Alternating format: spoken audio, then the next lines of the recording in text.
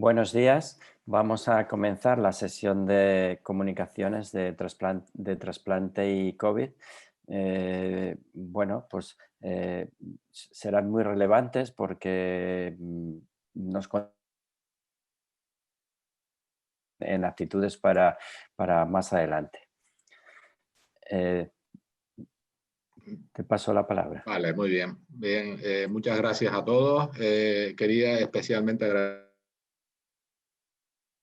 lo tan enorme que ha hecho para hacer un congreso de tanta calidad, todo virtual, y también agradecerles a los participantes, a los que presentan las comunicaciones orales por su trabajo tan importante en una etapa tan dura como esta. Sin más, recuerden, es muy importante participar, hacer preguntas y recuerden que clicando en el símbolo del lápiz se pueden hacer las preguntas por chat.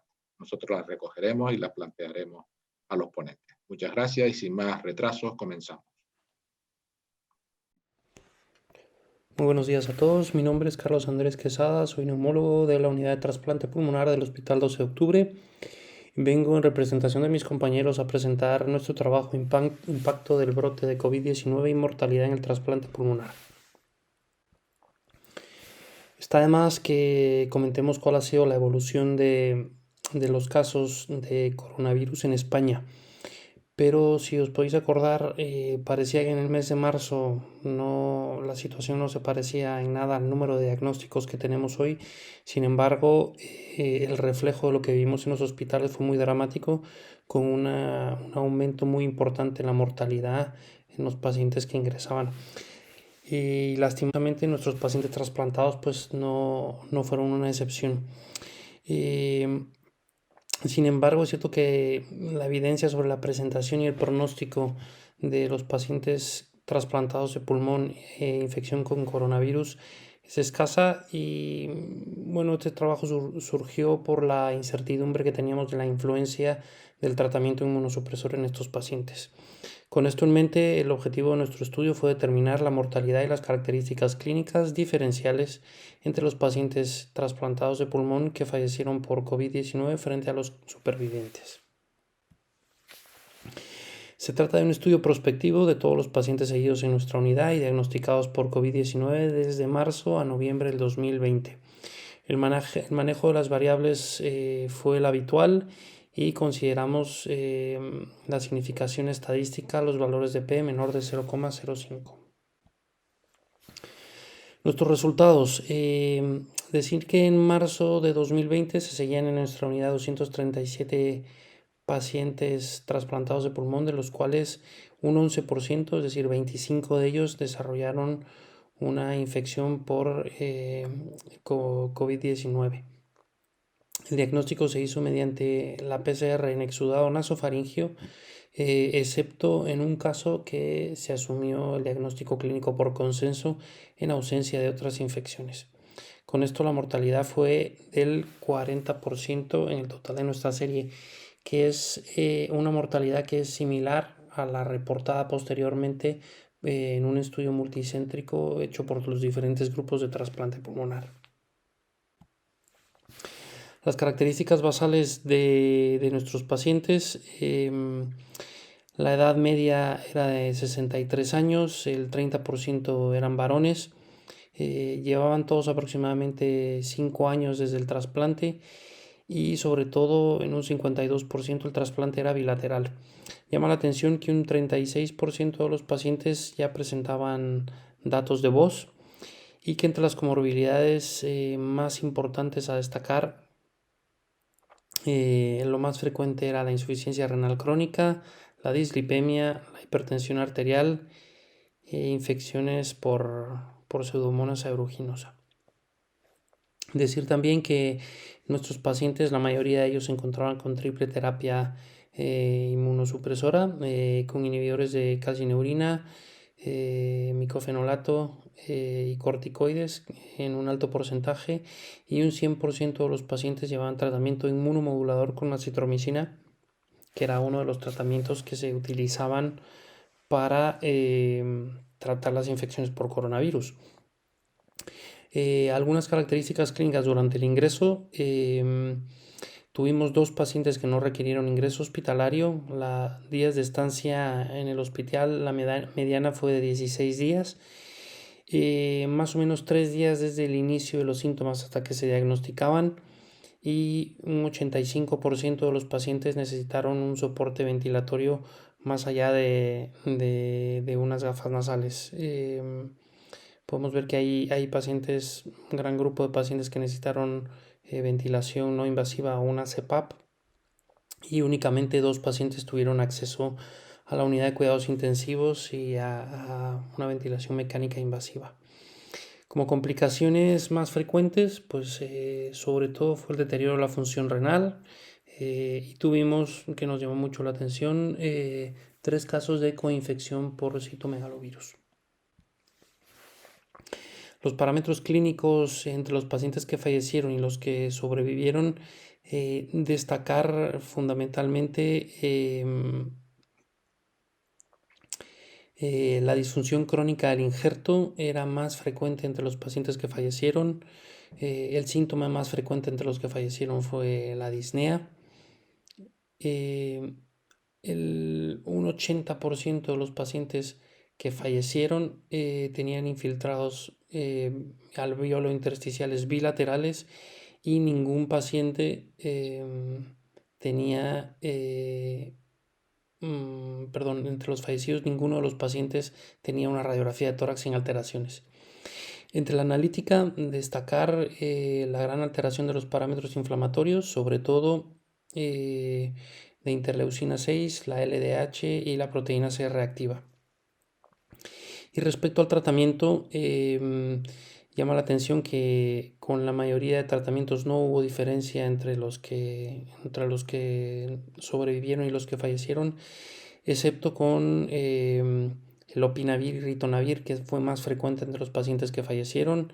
El tocilizumab fue más frecuentemente utilizado en los pacientes que sobrevivieron, y el suero hiperinmune fue más frecuente entre los pacientes que fallecieron. Luego no hubo diferencias con el uso de la hidroxicloroquina, no hubo diferencias con la anticoagulación, no hubo diferencia con el uso de corticoides.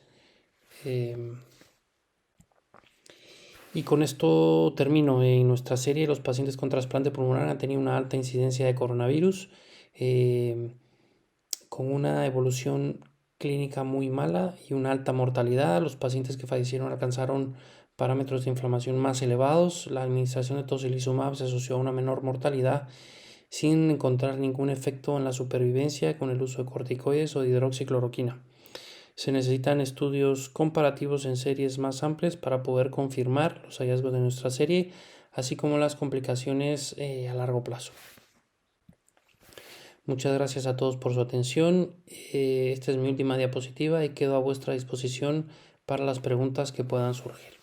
Muchas gracias. Buenos días, soy la doctora Cristina Aljama, residente de neumología en el Hospital Vall d'Hebron, y presentaré la comunicación titulada Secuelas de la infección SARS-CoV-2 en receptores de trasplante pulmonar. Si partimos de los datos que ya se conocen gracias a la Cohorte Nacional de Trasplantados Pulmonares que se realizó durante la primera oleada, sabemos que la infección por SARS-CoV-2 se presenta con una elevada mortalidad en estos pacientes. Entonces, el objetivo actual es conocer el estado en el que quedan los pacientes que sobreviven a dicha infección. De aquí parte nuestro estudio, que comprende a los pacientes diagnosticados por infección SARS-CoV-2 entre el 1 de marzo y el 31 de julio de 2020, y se ha realizado un seguimiento tanto de la evolución radiológica como de la evolución funcional que presentan. Cuanto a las características generales de nuestra cohorte, se trata de 21 pacientes en los que destaca un tiempo medio de trasplante de 4,7 años, siendo en la mayoría de ellos más de 3 años desde el trasplante pulmonar.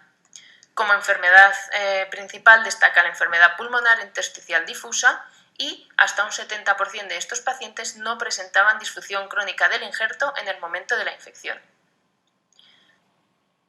Ahora nos centraremos en los 11 pacientes de estos 21 que sobrevivieron a la infección por SARS-CoV-2 y sobre los que se ha podido realizar un seguimiento.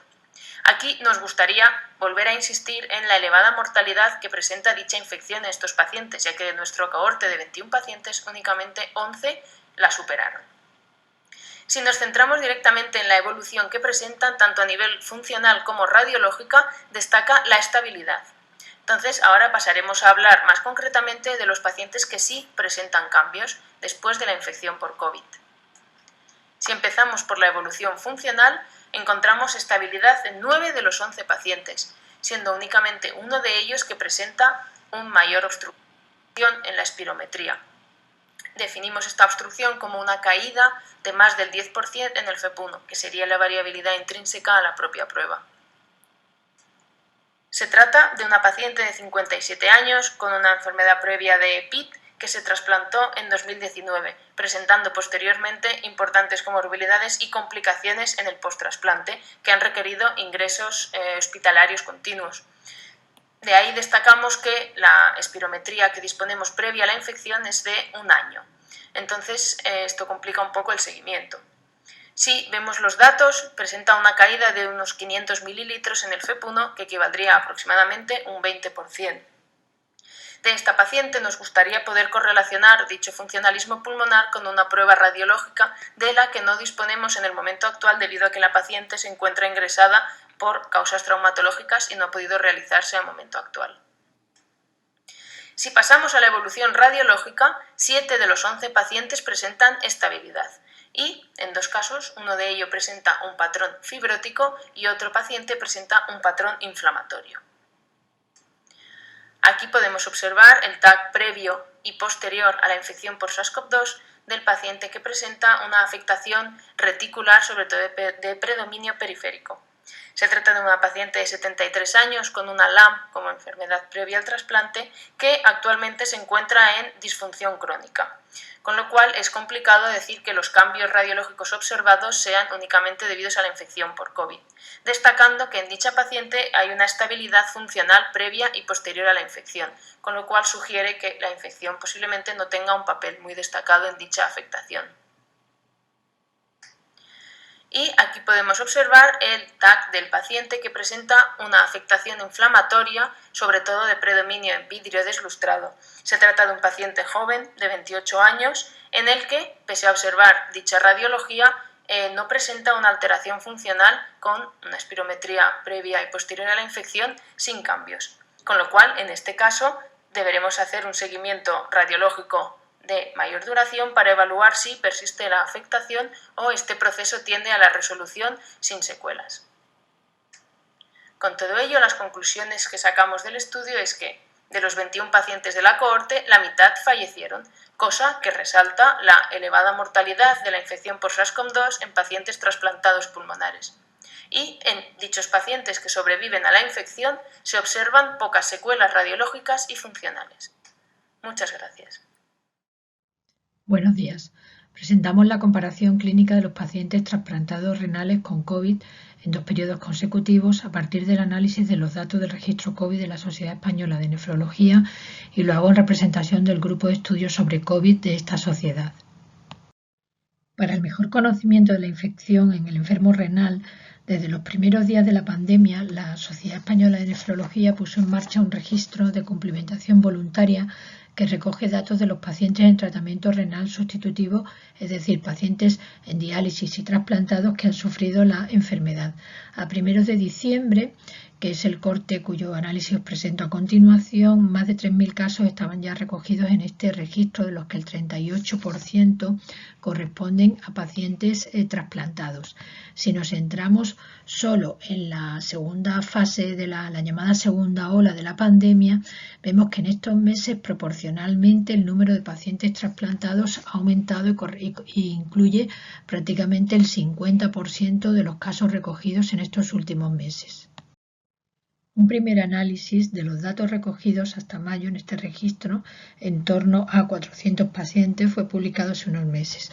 En este análisis observamos que tanto la edad como la neumonía eran factores de riesgo independientes de mortalidad en el paciente trasplantado, en tanto que la clínica gastrointestinal se asociaba a un mejor pronóstico.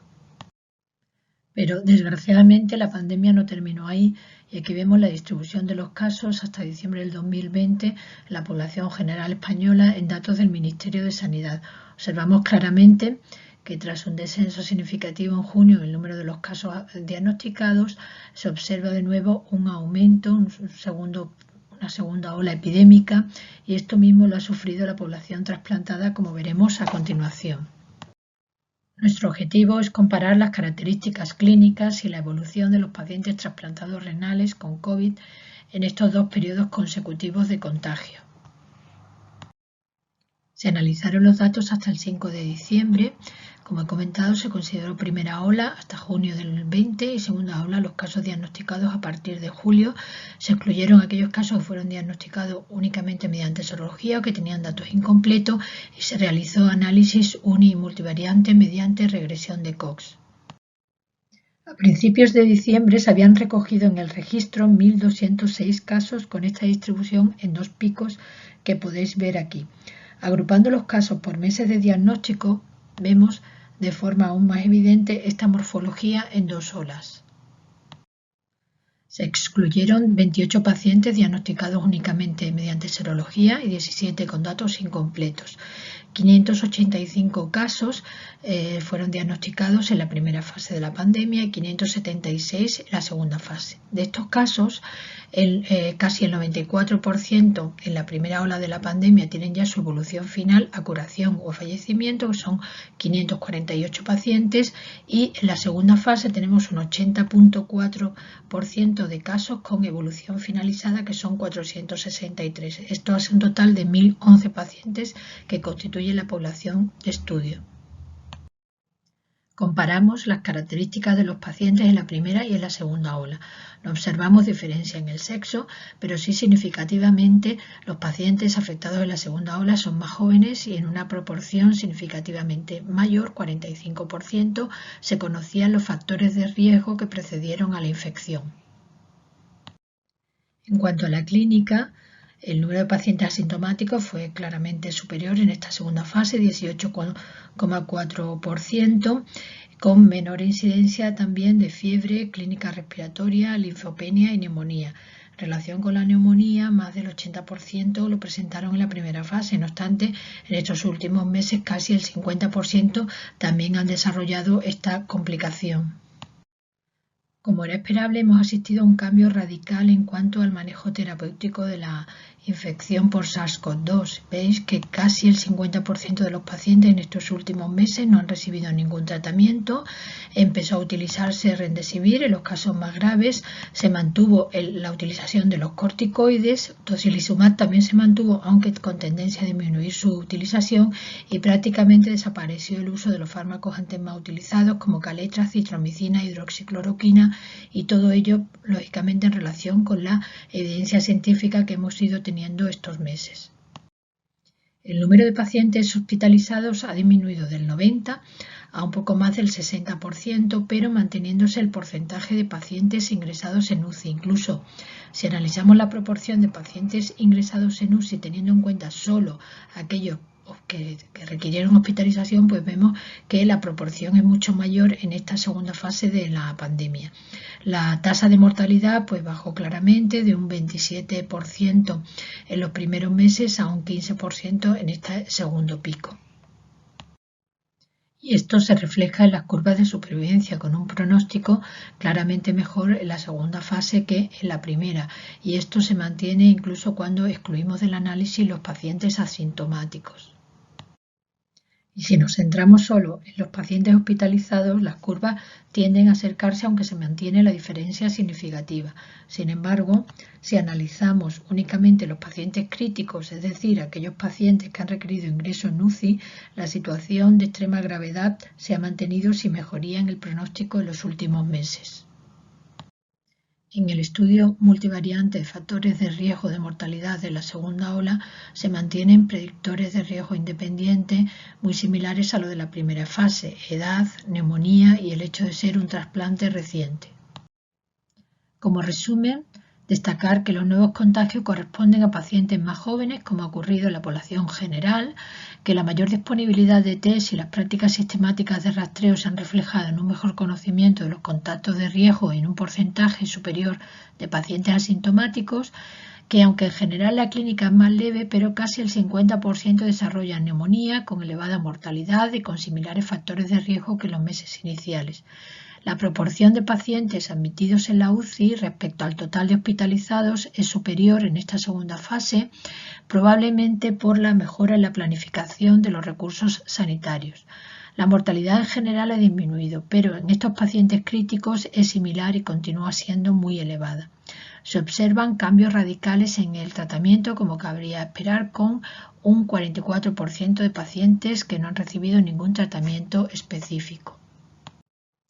Y por último, agradecer especialmente a todas aquellas personas que en estos tiempos tan complicados han encontrado un hueco para recoger los datos que os he presentado. Gracias. Buenos días, mi nombre es Nicolás Macías y voy a exponer el trabajo COVID-19 en trasplantados renales hospitalizados, evolución, factores pronósticos y diferencias entre primera y segunda ola. La infección por el nuevo coronavirus del SARS típicamente se presenta con una neumonía bilateral que provoca un síndrome respiratorio agudo severo. Aunque una elevada proporción de pacientes puede cursar de forma leve o asintomática, los casos más graves cursan con hipoxemia severa y distrés respiratorio, pueden desencadenar respuestas inflamatorias graves y conllevan una elevada mortalidad.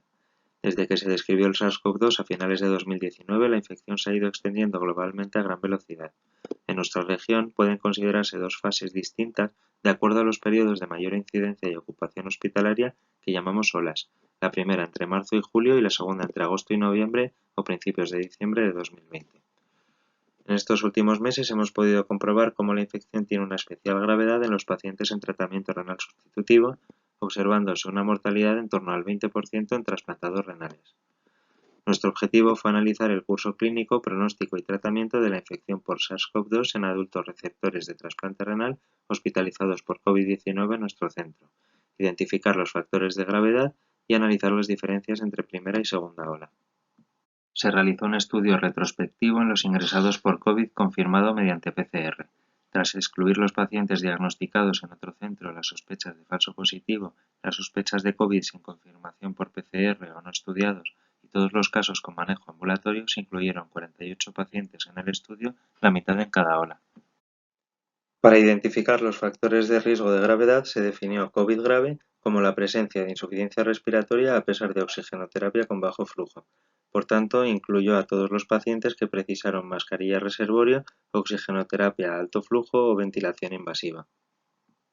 El 75% eran varones, con una media de 59 años de edad, una creatinina basal en torno a 1,7 y unos 5 años de seguimiento post-trasplante. Casi todos recibían inmunosupresión con tacrolimus y prednisona, 2/3 micofenolato, 1/4 verolimus y solo el 6% ciclosporina. Aproximadamente la mitad tomaba bloqueantes del sistema renina-angiotensina y las comorbilidades más frecuentes fueron la hipertensión, dislipemia o cardiopatía. Los síntomas de inicio fueron fiebre, disnea, tos y diarrea y hasta el 40% llegaron a urgencias con insuficiencia respiratoria, con una media de 4 o 5 días desde el inicio de los síntomas. Un 20% de los casos fue de transmisión nosocomial. En el momento del ingreso, el 73% presentaba neumonía y casi la mitad precisaba oxígeno, la mayoría con gafas nasales. La alteración radiológica más frecuente al ingreso fue la aparición de tenues opacidades bilaterales de predominio periférico que se entendían como una bronconeumonía incipiente. Hubo algún caso de neumonía unilateral y el resto eran infiltrados pulmonares bilaterales.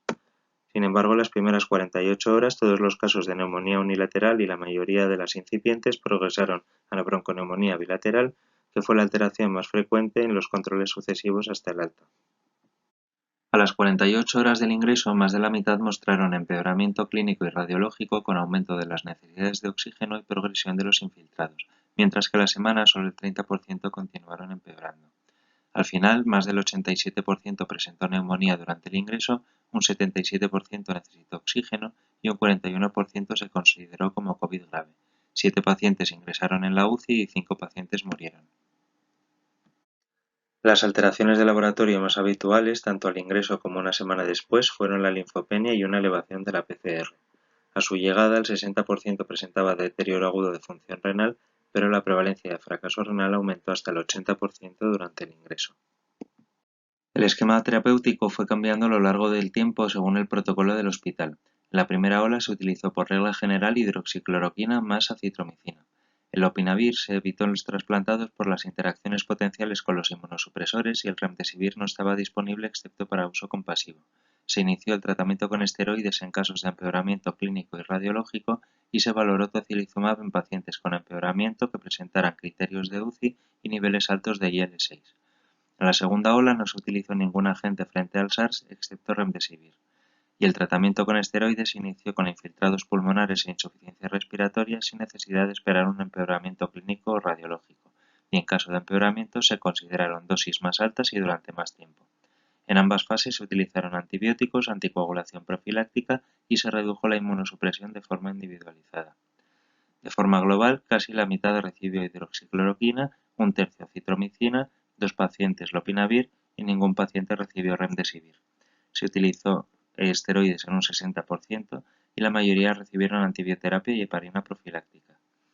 En cuanto a la inmunosupresión, el micofenolato y el everolimus se suspendieron al ingreso en todos los casos y el manejo de anticalcineurínicos fue distinto en pacientes con ciclosporina que continuaron su tratamiento y dosis previa y los pacientes con tacrolimus en los que se tuvo que reducir la dosis o suspender el fármaco en más del 80% de los casos.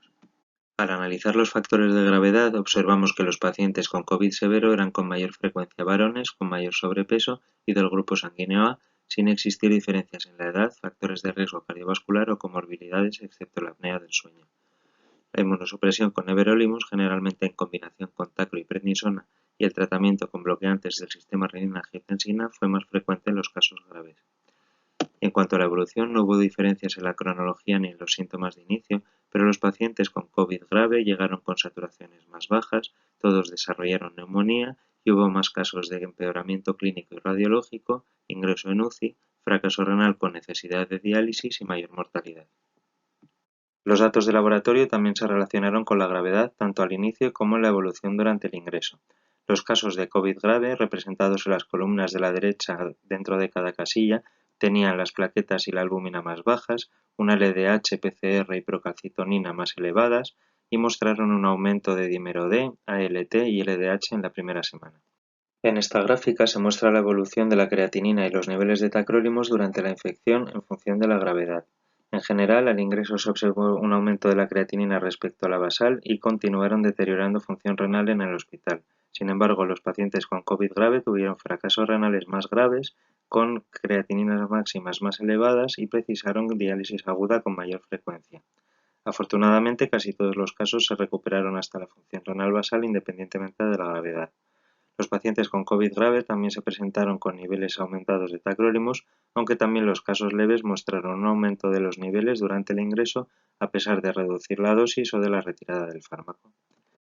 En el análisis de regresión univariante se confirmó la asociación entre COVID grave y el grupo A, la apnea del sueño, la inmunosupresión con everolimus, los bloqueantes del sistema renina-angiotensina, la saturación, plaquetas y LDH al ingreso y la evolución clínica inicial y a la semana. Para analizar los factores de riesgo de gravedad se realizaron distintos modelos de regresión multivariante. En el primer modelo, que únicamente incluye las características basales, la apnea del sueño y el everolimus mantuvieron su asociación independiente con la gravedad. En un segundo modelo, incluyendo las características basales y los datos en el momento del ingreso, de laboratorio y saturación, únicamente el everolimus se mantiene como predictor independiente para desarrollar COVID grave. Y en un último modelo, incluyendo las características basales y la evolución clínica, tanto el everolimus como una mala evolución clínica en la primera semana confirmaron su asociación independiente con la gravedad.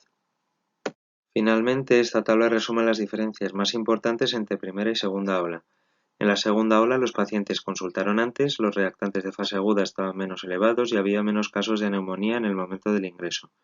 En general hubo menos casos de COVID grave, aunque sin diferencias en los ingresos en UCI o en la mortalidad, y también hubo diferencias en el tratamiento, ya que en la segunda ola no se utilizó ningún agente dirigido frente al SARS y hubo un uso mucho más extendido de esteroides.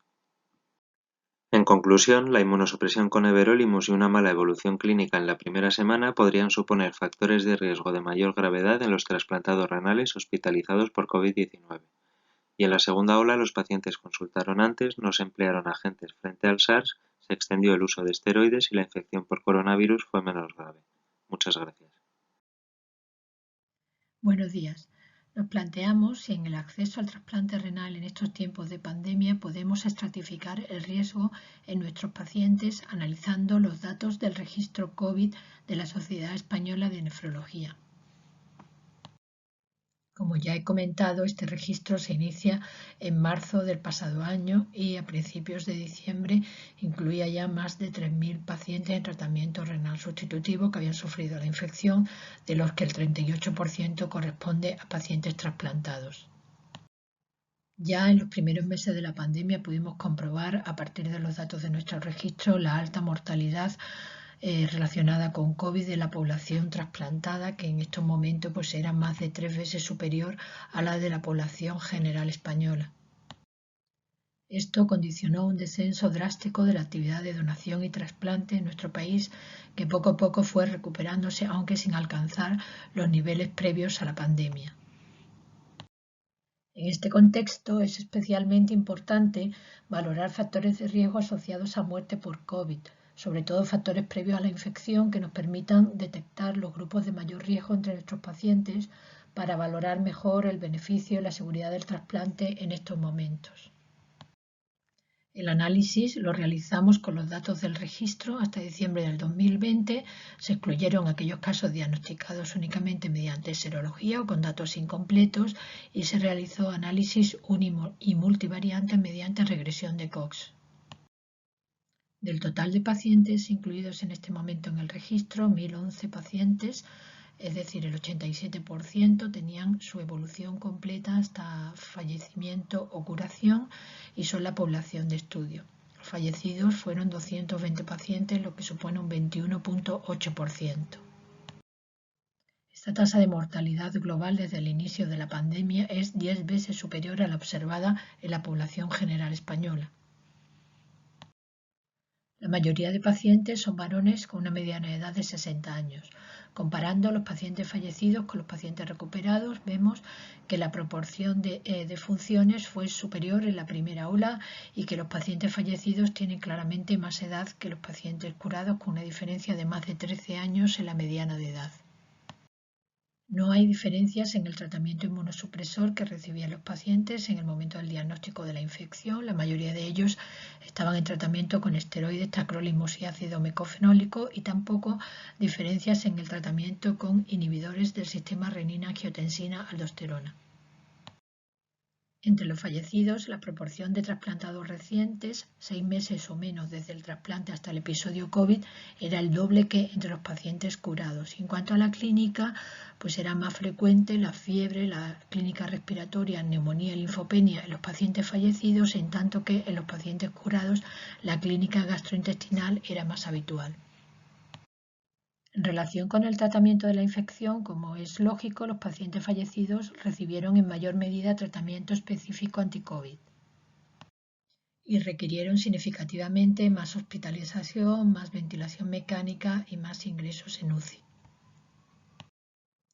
Incluimos en el análisis multivariante las variables con P menor de 0,1 en el análisis univariante y encontramos que la clínica gastrointestinal se comporta como protector, en tanto que son factores de riesgo independientes de mortalidad, neumonía, así como edad y tiempo post-trasplante inferior a 6 meses. Centrándonos en estos dos últimos factores de riesgo, que son ambos factores de riesgo previos a la infección, establecimos 4 subgrupos.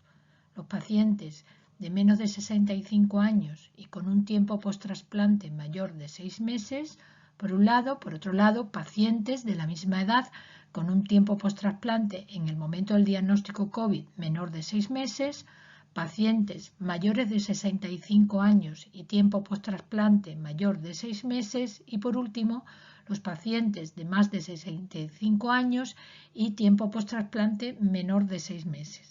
Al compararlos, se observa una creciente gravedad en la clínica y en la evolución desde el primero al cuarto grupo. Como vemos en la última línea, la tasa de mortalidad va aumentando y es superior al 50% en los pacientes mayores y recién trasplantados. Esto mismo lo podemos ver gráficamente en las curvas de supervivencia, con una diferencia, como veis, muy significativa entre el primero y el cuarto grupo. Para terminar, como conclusión, destacar que la mortalidad de la población trasplantada es muy elevada, como podemos ver en nuestro registro, que tiene ya más de 1.000 pacientes reportados, y que los factores relacionados con mortalidad por COVID que describimos en la primera ola epidémica se mantienen.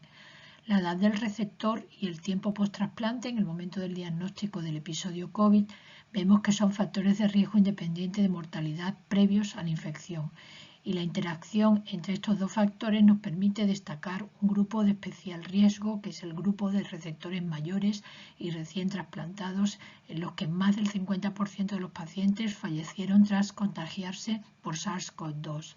Por todo ello, creemos que en estos pacientes mayores la selección para acceder al trasplante debe ser especialmente rigurosa durante las fases de mayor contagiosidad de la pandemia y deben constituir un grupo de acceso prioritario a la vacuna ya desde la lista de espera. Agradecer nuevamente a todas aquellas personas que han reportado los datos que os acabo de presentar. Gracias. Muy bien, muchas gracias por todas las presentaciones, que han sido todas de muy buen nivel.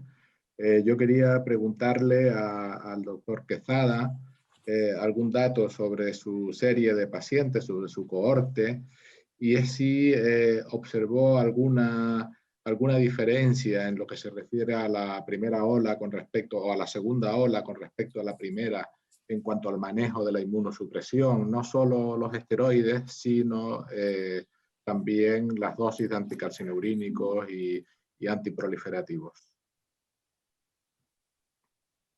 Muchas gracias. Yo creo que entre la primera ola y la segunda ola hemos aprendido muchas cosas, fundamentalmente a intentar manejar la inmunosupresión para controlar la infección. Fundamentalmente hemos reducido un poco la dosis de los inhibidores de calcineurina y hemos incrementado el tratamiento con corticoides, cosa que parecía que estaba proscrita según los primeros recortes de las series de los chinos de Wuhan. Entonces yo creo que eso ha sido un manejo fundamental. Y yo creo que el otro manejo que ha cambiado es que el tratamiento con tocilizumab al principio se dejaba para pacientes que ya empezaban a estar muy mal, y poco a poco en la segunda ola nos hemos dado cuenta que si podemos ser más precoces en el tratamiento, la evolución puede ser mejor. Muy bien, muchas gracias. Carlos. Bueno, no hemos recibido todavía ninguna pregunta. Animaros un poco en este sentido. Quizá para Nicolás, que ha analizado, puede ser más fácil quizá contestar a esta pregunta, ¿no? En relación con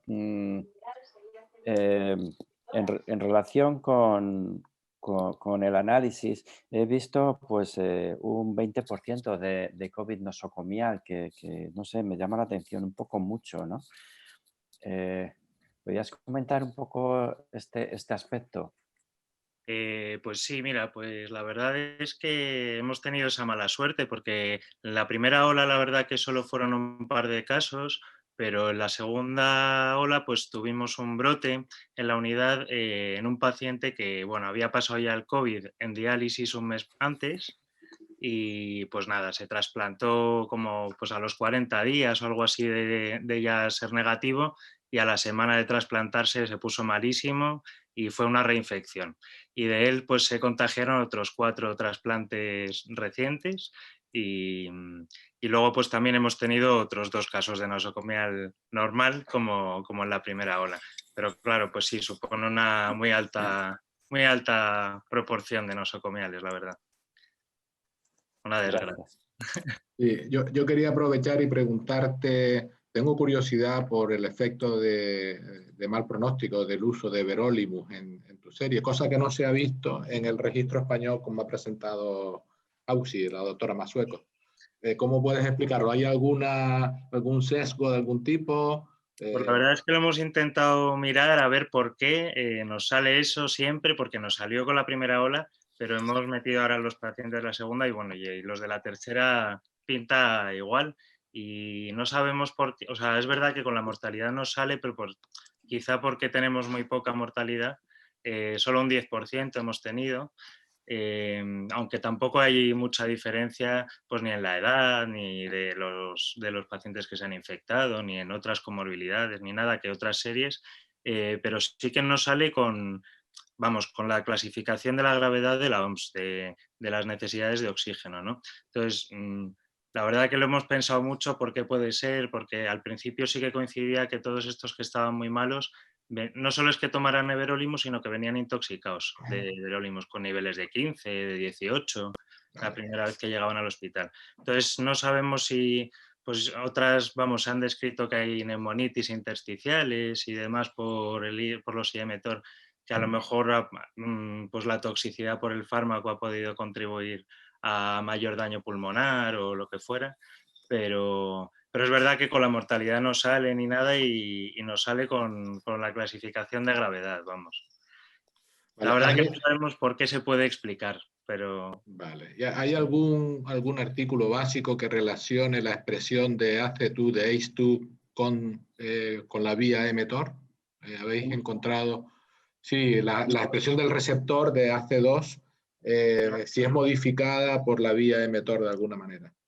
Yo no he visto nada de eso. Lo que sí que hay son estudios in vitro y experimentales que el everolimus pues, tiene actividad antiviral también frente al SARS.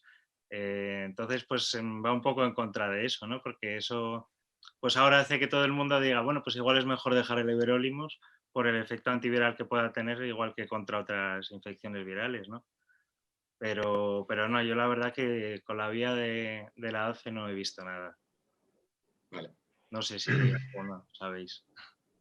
Venga, doctora Aljama. Bueno, se la podría hacer a cualquiera de los dos de pulmón, pero bueno, para la doctora Aljama, dada la elevada mortalidad que hay en pulmón, no sé, se me ocurre que en el manejo de la inmunosupresión, los doctores de trasplante renal del clínico, la doctora Sánchez Fructuoso, publicó la mejor evolución de los que cambiaban a ciclosporina. Quizá en pulmón, por la agresividad que tiene, se podría hacer una aproximación de este tipo. ¿Qué opinas?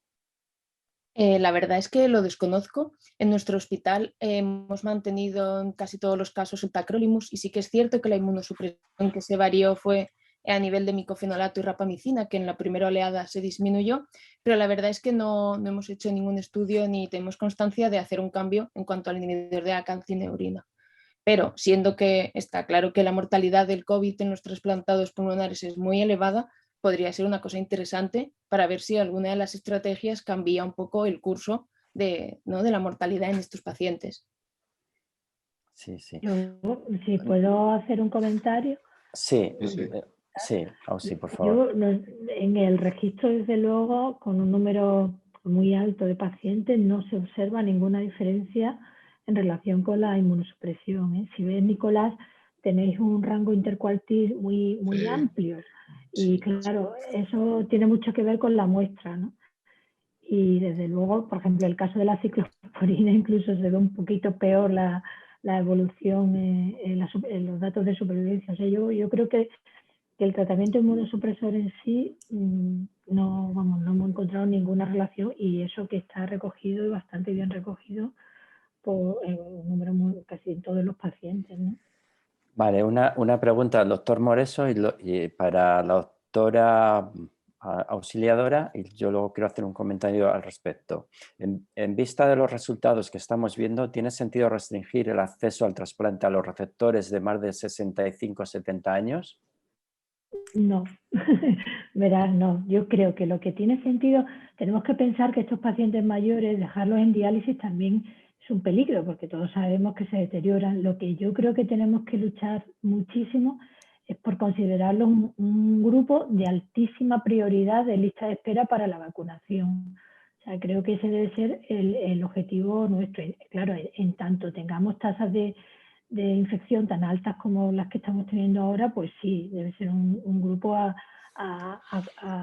dejar un poco al lado y individualizar los casos, pero sobre todo yo creo que lo fundamental es que deben ser un grupo de alta prioridad en estos mayores de 60 o 65 años que estén en lista de espera.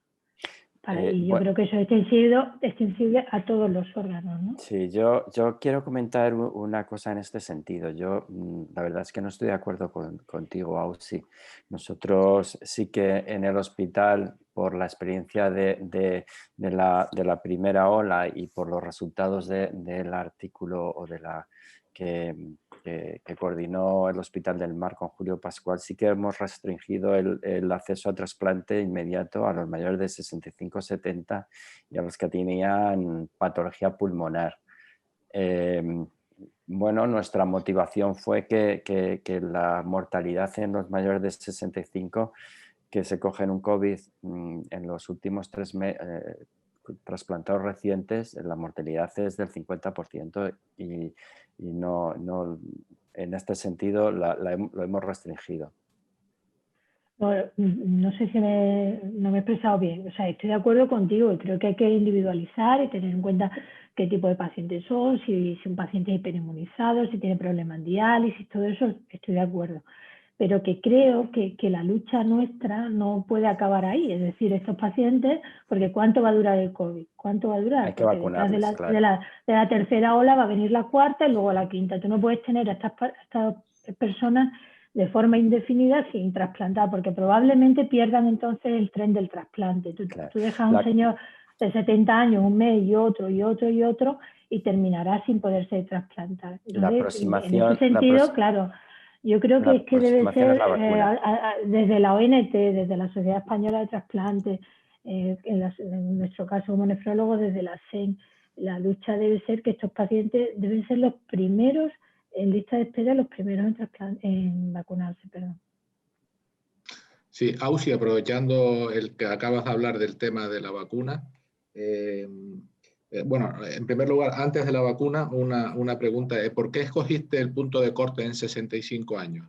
¿Por qué es la mediana? ¿Porque hiciste antes una curva ROC para ver cuál era la edad óptima? No, lo cogimos por la mediana. Por la mediana, vale. La mediana está bueno, baja un poco en la segunda ola, pero está en torno a los 62 años. Entonces, bueno, pues cogimos 65 y ya lo vimos en el primer análisis de mayo, ya se vio una diferencia enorme en las dos curvas con más y menos de 65 años. ¿Y habéis tenido algún...? Perdón. No, nada. Sí, venga, solamente quería saber si habéis visto o habéis buscado alguna interacción de la edad con la fragilidad. Sé que no tenéis los test formales, pero algún marcador indirecto de fragilidad como comorbilidad, etcétera, para poder depurar mejor el grupo mayor de 65 años con el riesgo.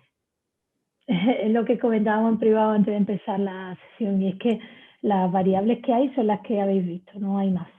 Y esa es la virtud y el defecto de este registro, el mayor registro que hay en el mundo ahora mismo de pacientes trasplantados y en diálisis con COVID, pero al mismo tiempo tiene las variables que tiene.